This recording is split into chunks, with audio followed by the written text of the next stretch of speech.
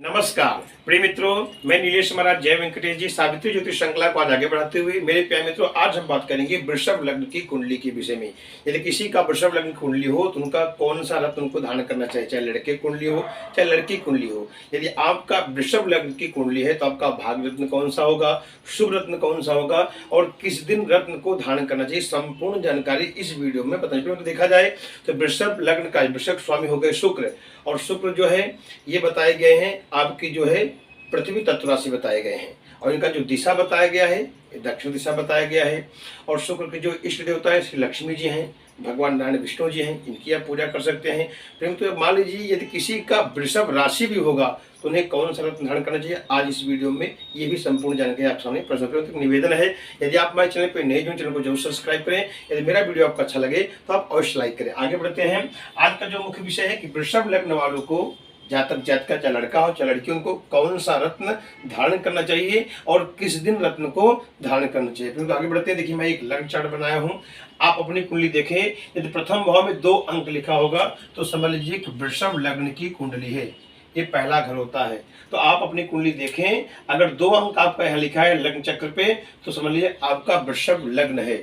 तो आज हम बताएंगे वृषभ लग्न की कुंडली को जातकों को कौन सा रत्न धारण करना चाहिए, चाहे लड़का हो चाहे लड़की हो। तो पहले देखिए कि 2 अंक लिखा है, इसके स्वामी कौन हो गए, शुक्र।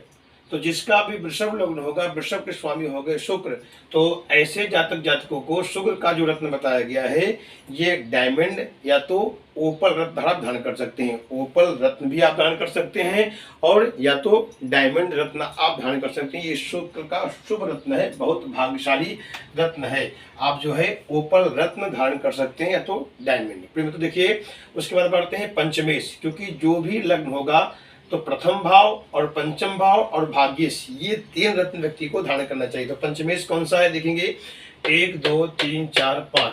पंचमेश जो है 6 अंक लिखा है, इससे होगी कन्या राशि। तो 6 अंक का स्वामी जो कन्या के स्वामी बुध हो गए, और बुध का जो रत्न बताया गया है ये पन्ना रत्न बताया गया। किसी का वृषभ लग्न की कुंडली होगा तो वो जो है ओपल रत्न धारण कर सकता है या डायमंड, ये दोनों में से एक पहनना आपको, चाहे ओपल पहनिए या तो डायमंड पहनिए।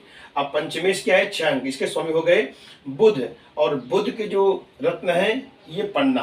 तो जिनका वृषभ लग्न है ये ओपल रत्न धारण कर सकते हैं और पन्ना रत्न धारण कर सकते हैं। फिर तो आगे बढ़ते हैं। अब आ गया भाग्येश, यहाँ क्या लिखा है 10 अंक।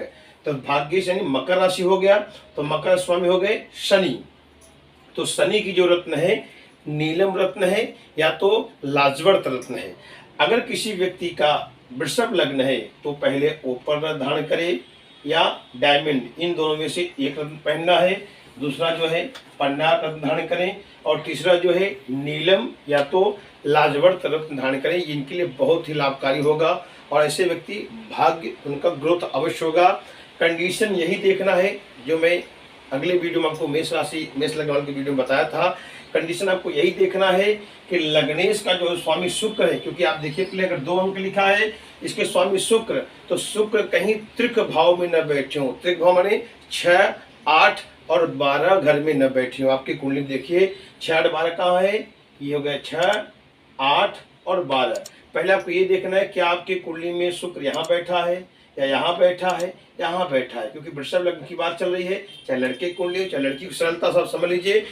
अगर शुक्र 6 8 12 भाव में बैठा होगा और हम शुक्र का रत्न धारण करेंगे तो शुभ फल न दे करके अशुभ फल देना प्रारंभ कर देगा, भाग्य को रोक देगा और नेगेटिविटी आना प्रारंभ हो जाएगा। तो पहले आपको ये देखना है कि लग्नेश का स्वामी शुक्र बैठा कहाँ है।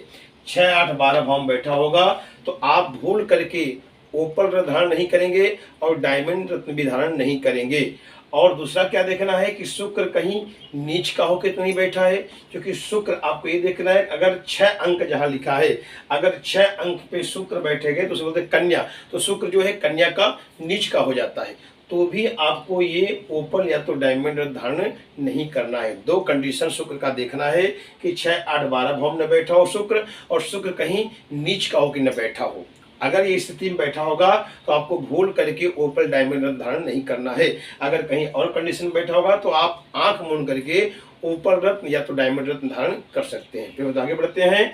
अब आ गया बुध है, बुध के स्वामी हो गए पन्ना रत्न आपको बताया, तो छठवें 6 अंक लेन कन्या राशि के स्वामी हो गए बुध।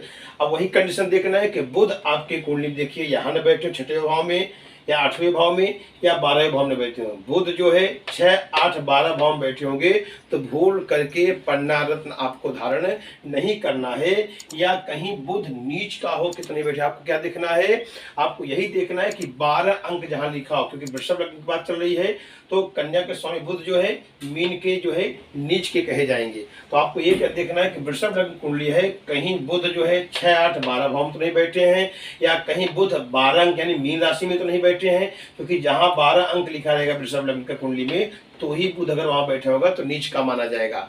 तो सरलता से ये समझ लीजिए, अगर कोई कहता है बुध यहाँ लाभ भाव में बैठे हैं तो लेकिन यहाँ बुध नीच का हो गया तो भूल करके पन्ना रत्न आपको धारण नहीं करना है। दूसरा कंडीशन आपको यही ध्यान देना है कि बुध अगर 6, 8, 12 भाव में बैठे हो या बुध जहां 12 अंक लिखा हो यानी यहाँ नीच का हो गए बैठे होंगे तो पन्ना रत्न भूल करके ना पहने। तीसरा, ये आपका भाग्यश हो गया शनि।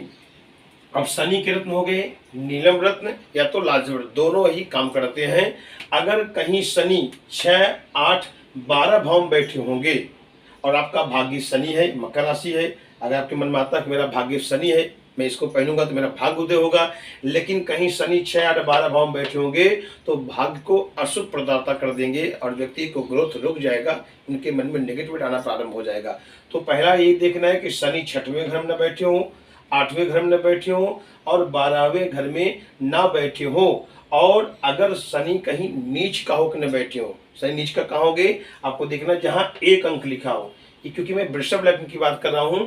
अगर शनि अगर 1 अंक पे बैठे होंगे तो वहां शनि मेष के नीच के कहे जाते हैं, तो भी नहीं पहनना है। आपको 2 कंडीशन शनि का याद रखना है कि शनि जो है 6, 8, 12 भाव में न बैठे हो या शनि 1 अंक पे न बैठे हो। अगर ये कंडीशन शनि बैठा होगा तो नीलम और लाजवर्त आपको भूल करके नहीं पहनना है, ये आपको शर्त याद रखना है, नहीं तो फल जो है देना बंद कर देगा, अशुभ फल देना प्रारंभ कर देगा। लेकिन यदि ये स्थिति में ये ग्रह जो मैं बताया कि शुक्र अच्छी स्थिति में बैठे होंगे, अगर बुध अच्छी स्थिति में बैठे होंगे, शनि अच्छी स्थिति में होंगे, ये खाली 2 कंडीशन छोड़ के 6, 8, 12 में शनि बैठा हो और नीच का न बैठा हो, बुध जो है 6, 8, 12 भाव में बैठा हो, नीच का होकर न बैठा हो, और शुक्र 6, 8, 12 भाव में बैठा हो, नीच का होकर न बैठा हो, तो आंख मूंद करके आप शुक्र का रत्न ओपल रत्न धारण कर सकते हैं, डायमंड रत्न धारण कर सकते हैं, आप बुध का रत्न पन्ना रत्न धारण कर सकते हैं और शनि का नीलम या तो लाजवत रत्न आप अवश्य धारण कर सकते हैं। आपके लिए बहुत ज़्यादा लाभकारी होगा और बहुत ग्रोथ करेंगे। और काफ़ी हद तक देखा गया है कि अगर सिर्फ ओपल रत्न डायमंड न पहन करके खाली यदि आप जो है पन्ना रत्न और नीलम धारण कर सकते हैं तो बहुत जबरदस्त ये भाग्य उदय आपका हो, क्योंकि पंचमेश आपका ये हो गया और भाग्य शनि हो गया। जब नीलम और पन्ना, जब नीलम शनि और बुध का कम्युनिकेशन होगा तो व्यक्ति अवश्य भाग्य उदय उनका होता है, व्यक्ति ग्रोथ करता है, उच्च पद पे नाम रोशन करता है। तो मेरा खुद का मानना यह है कि किसी का वृषभ लग्न की कुंडली हो तो वो पन्ना और नीलम रत्न अवश्य धारण करें। अगर ओपल डायमंड नहीं करेंगे तो चलेगा, लेकिन पन्ना और नीलम रत्न धारण या तो लाजवर्त और पन्ना धारण करें, नीलम या तो लाजवर्त एक हो गया और पन्ना, ये दोनों में से कोई भी नीलम चाहे पहने चाहे लाजवर्त पहने, लेकिन इसके साथ पन्ना जरूर धारण करिए। आपका गजब का आपका भाग्य उदय होगा, व्यक्ति अवश्य ग्रोथ करेगा। ये आपको कंडीशन याद रखना है। प्रिय तो मान लीजिए किसी के पास कुछ लोग बोलते हैं मेरे पास कुंडली नहीं है और मेरा वृषभ राशि है, तुमको क्या पहनना चाहिए? तो वृषभ के स्वामी देखिए हो गए शुक्र, और शुक्र का रत्न जो मैंने बताया ओपल रत्न आप धारण कर सकते हैं, लेकिन नीलम और पन्ना गोल्ड करके नहीं पहना। उसका रीजन क्या है? क्योंकि देखिए नाम से तो कोई नाम रख देता है, लेकिन ज्यादा करके देखा जाता है कि जो date of birth timing place होता है उससे लग्न चार्ट जो बनता है, और लग्न चार्ट से ही कुंडली धारण करना चाहिए। आपका जो लग्न हो लग्न से ही कुंडली पहनना चाहिए, अपने नाम के हिसाब से रत्न धारण नहीं करना चाहिए। नाम तो कुछ भी होगा, लेकिन उस जन्म समय कुछ होगा तो हो सकता है साइड इफेक्ट अपने को पड़े। इसीलिए ज्यादा करके देखा जाए तो आपका जो लग्न है, क्योंकि आप सरलता समझ लीजिए कि प्रथम भाव, पंचम भाव, भाग्यश माने 1, 5, 9 जो रत्न आपका है, यही रत्न अपने को धारण करना चाहिए और दूसरा रत्न भूल करके नहीं पहनना चाहिए। अब ये रत्न किस दिन धारण करना चाहिए? अगर मान लीजिए आप पन्ना रत्न धारण करते हैं तो पन्ना हो गया आपका बुध, तो बुधवार के दिन आप पन्ने रत्न को धारण करें। नीलम या तो लाजवर्त आपको पहनना है तो ये शनिवार के दिन आपको रत्न धारण करना है। अगर आप मान लीजिए आपको ओपल या डायमंड पहनना है तो ये शुक्रवार के दिन आपको धारण करना है। कैसे धारण करना है? अगर कोई आपके पास गुरु हो या ब्राह्मण जो आपके हो, ये रत्न को आप जब पूरा कराइए। शुक्र का मंत्र, बुध का मंत्र और शनि का मंत्र, उसके बाद प्राण प्रतिष्ठा करके आप धारण करें। अगर ऐसा नहीं कर सकते सरलता से, आप घर पे भी अपने कर सकते हैं। थाली लीजिए, थाली के अंदर थोड़ा चावल रखिए, उसके ऊपर आपका जो स्टोन जो रत्न बन के रेडी होगा वो रख दीजिए। अगर मान लीजिए आपको पन्ना का करना है तो इसके स्वामी हो गए बुध, तो 108 बार ओम बुंग बुधाय नमः उसके ऊपर चावल छोड़ते रहिए। ओम बुंग बुधाय नमः इस मंत्र का आप बोलते रहें। और गंगा जल, गौमूत्र जो है दूध से अभिषेक करके अच्छे पानी से धो करके अपना फेस पूर्ण विश्राम करके पन्ना रत्न आपको धारण कर लेना चाहिए। अगर मान लीजिए आपको शनि का रत्न धारण करना है, नीलम या लाजवर्त, तो शनिवार के दिन यही प्रक्रिया करें। मंत्र क्या है शनि का? ओम संग शनिश्चराय नमः। 108 बार शनि का मंत्र बोले, चावल छोड़े, प्रतिष्ठा करें, गंगा जल, गौमूत्र, गो अपना जो है दूध दही से अभिषेक करके अच्छे पानी से धो करके पूर्व दिशा करके उसको धारण कर लें। डायमंड या तो ऊपर धारण करना है तो शुक्रवार के दिन सेम सिस्टम, आप जो थाली में चावल रख दीजिए और उसके ऊपर रत्न जो बना आपको वो रख दीजिए। 108 बार चावल छोड़िए, आप ओम शुक्राय नमः बोलते रहिए, अच्छे से पानी से अभिषेक कर लीजिए, गंगा जल गौमूत्र से शुद्ध करके उसके जो है अपना जो है ये रत्न पूर्व दिशा में धारण कर सकते हैं। ये विधि आपको, ऐसे रत्न आपको धारण करना चाहिए। अब यहाँ थोड़ा मैं आपको और सरलता बताऊं, मालूम किस अंगुली में धारण करना चाहिए? पन्ना जो रत्न है, बुध का रत्न, ये आपको राइट हैंड में लास्ट की अंगुली में आपको धारण करना है। अगर मान लो नीलम रत्न आपको धारण करना है या लाजवर्त, तो आपको मिडिल उंगली में आपको धारण करना है। ये आपको मिडिल उंगली में आपको धारण करना है, बीच वाली उंगली में।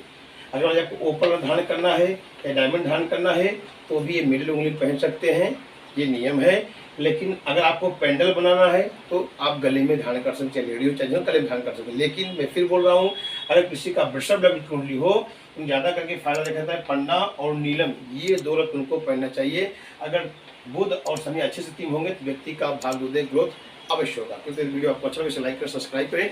अगले एपिसोड में मिलते हैं। नमस्कार।